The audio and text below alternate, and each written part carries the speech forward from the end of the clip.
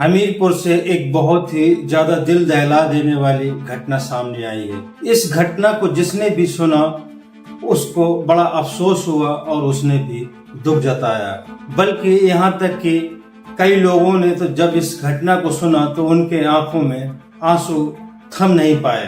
दरअसल ये घटना थी ही इतनी दुखद कि हर किसी का दिल दहल उठा। दरअसल मामला ये था कि एक किसान की ऐसी दर्दनाक मौत हुई है कि जिसको सुनकर हर कोई अफसोस जता रहा है। एक किसान ट्रैक्टर के साथ कल्टीवेटर समेत गहरे कुएं में गिर जाता है और जब तक उसको रेस्क्यू किया जाता है, यानी कि जब तक ट्रैक्टर और उसको किसान को निकाला जाता है, तब तक किसान की दर्दनाक मौत हो चुकी थी। और जब इस दर्दनाक मौत को लोगों ने सुना तो लोगों की आहें निकल गई।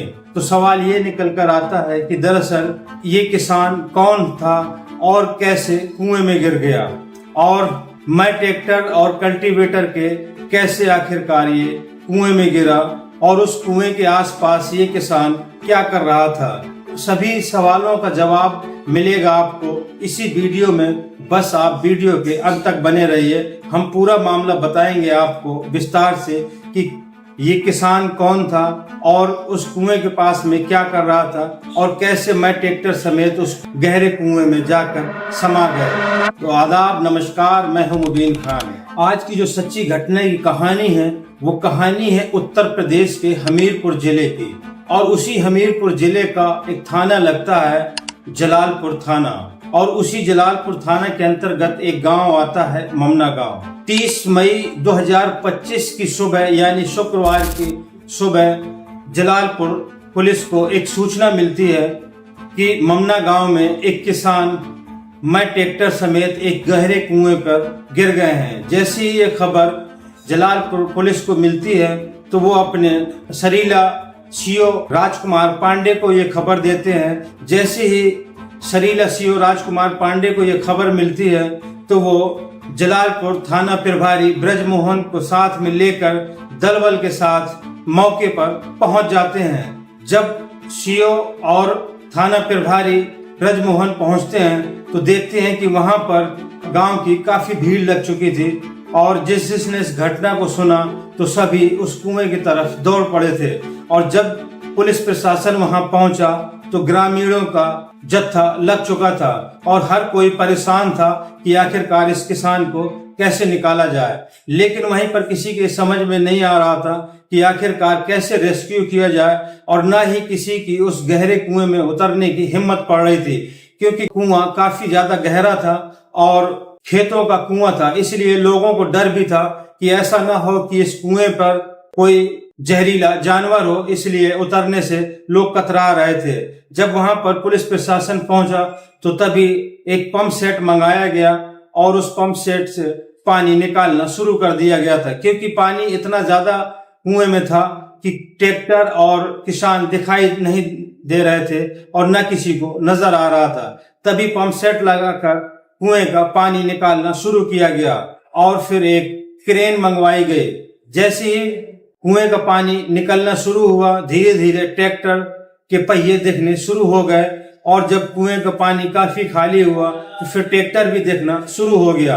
और जब तक वहां पर मौके वारदात पर क्रेन पहुंच चुकी थी, फिर क्रेन से फंसाकर ट्रैक्टर को निकाला गया और वहीं पर किसान को भी निकाला गया। लेकिन जब तक किसान को निकाला गया, उसका रेस्क्यू किया गया, तब तक किसान दम तोड़ चुका था, यानी कि किसान की मौत हो चुकी थी, जिससे गांव में काफी ज्यादा गम का माहौल हो गया और इस किसान की मौत से गांव वाले भी आहत हो गए। और वहीं पर ममना गांव के जसी राम ने बताया कि मृतक उनके बड़े भाई राम किशन हैं, जिनकी उम्र लगभग 60 वर्ष है। ये ट्रैक्टर खेत जोत ले आए थे सुबह सूझे ट्रैक्टर लेकर कुआं में घुस गई।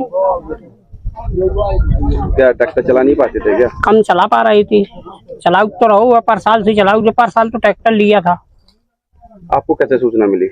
हमें सूचना 6 बजे के लगभग फोन हुआ है हमारे घर। पेशे से किसान हैं और खेती बाड़ी करके ही अपने परिवार का पालन पोषण करते हैं, अपनी जीविका चलाते हैं। वहीं पर जसी राम ने बताया कि उनके बड़े भाई राम किशन की कोई औलाद नहीं थी, उनके कोई बच्चे नहीं थे, उनकी सिर्फ पत्नी सुमित रानी और राम किशन ही थे। और राम किशन खेतीबाड़ी करके अपना और अपनी पत्नी की जीविका चलाते थे। वहीं पर वो अपना खेत जोतने के लिए शुक्रवार की सुबह अपने खेत गए थे और एक खेत की जुताई कर रहे थे। और जब उस खेत की जुताई हो गई तो दूसरे खेत की जुताई करने के लिए जब वहां से उनके बड़े भाई राम किशन जा रहे थे तो वहीं पर पास में ही एक कुआं था, जो कि गहरा कुआं था और उसमें कोई जगत नहीं बनी हुई थी, यानी कि कोई चबूतरा नहीं बना था, वो खेत के लेवल से था। और जैसे ही राम किशन का ट्रैक्टर उस कुएं के पास पहुंचा तो ट्रैक्टर का संतुलन बिगड़ गया और जिसके चलते राम किशन ट्रैक्टर और कल्टीवेटर समेत उस गहरे कुएं में समा गए। जैसे ही इस बात की खबर गांव वालों को लगी तो गांव वालों में भगदड़ मच गई और हर कोई उस कुएं की तरफ भागना शुरू कर दिया। और जब कुएं के पास पहुंचे तो देखा कुएं में राम किशन और ट्रैक्टर दोनों समा चुके थे और ऊपर से देखने पर कोई नजर नहीं आ रहा था। तभी फिर पुलिस को सूचना दी गई और जब पुलिस प्रशासन वहां पर आया तो फिर रेस्क्यू करके राम किशन और ट्रैक्टर को निकाला गया, लेकिन वहीं पर राम किशन की मौत हो चुकी थी। जब ये खबर राम किशन की पत्नी सुमित रानी को पता चला कि उनका जीवन साथी अब इस दुनिया से जा चुका है तो सुमित रानी का रो रो कर बुरा हाल है और वहीं पर गांव के लोग भी काफी ज्यादा गमगीन हैं। और हमीरपुर जिले से एक और दुखद खबर है कि कुरारा थाना क्षेत्र के अंतर्गत एक गांव आता है पारा कुंडौर, वहीं के रहने वाले हैं भदैया निषाद और उनका एक बेटा है सुरेश कुमार जिसकी उम्र लगभग 21 साल है। वहीं पर भदैया निषाद का कहना है कि उनका बेटा सुरेश कुमार काफी समय से उन पर दबाव बना रहा था कि मुझे एक बाइक दिला दो, लेकिन जब भदैया निषाद ने अपने बेटे को बाइक नहीं दिलाई तो वहीं पर गुस्से से लबरेज होकर सुरेश ने चूहा मार जहरीला पदार्थ खा लिया, जिससे उसकी काफी ज्यादा हालत खराब हो गई और फिर उसको आनन फानन पर जिला अस्पताल में भर्ती कराया गया। लेकिन डॉक्टरों ने उसकी हालत बिगड़ते देखकर फिर उसको कानपुर रेफर कर दिया गया है। वहीं पर भदैया निषाद का कहना है कि दरअसल उसकी बेटी की उम्र 21 साल हो चुकी थी और वो चाहता था कि अपनी बेटी की शादी करवा दूं, इसीलिए वो शादी का खर्च भी था, क्योंकि भदैया निषाद पेशे से एक मजदूर है, मजदूरी करके अपने परिवार को चला रहा था और इतना पैसा नहीं था उसके पास में कि अपने बेटे को बाइक भी दिलवाए और बेटे की शादी भी करे।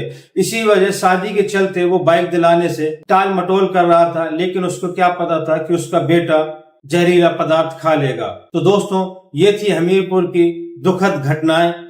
ये घटनाक्रम सुनाने का मकसद किसी को आहत करना या किसी को परेशान करना नहीं, बल्कि आप लोगों तक सच पहुंचाना और आप लोगों को जागरूक करना है। दोस्तों, अगर ये वीडियो आपको अच्छा लगा हो तो ज्यादा से ज्यादा लाइक करें, कमेंट्स करें और अगर मेरे चैनल पर नए हो तो आप मेरे चैनल को ज्यादा से ज्यादा सब्सक्राइब करें और आपकी जो भी राय हो अपनी राय कमेंट बॉक्स में जरूर दें और ये भी बताएं कि आप ये मेरा वीडियो कहाँ से देख रहे हैं। और दोस्तों, आपसे वही एक छोटा सा हम्बल रिक्वेस्ट है कि आप मेरे चैनल में ज्यादा से ज्यादा लाइक और कमेंट्स किया करें। आपका एक लाइक और कमेंट हमें बड़ा मोटिवेट करता है। दोस्तों, मिलते हैं अगले वीडियो में नई कहानी के साथ। जय हिंद।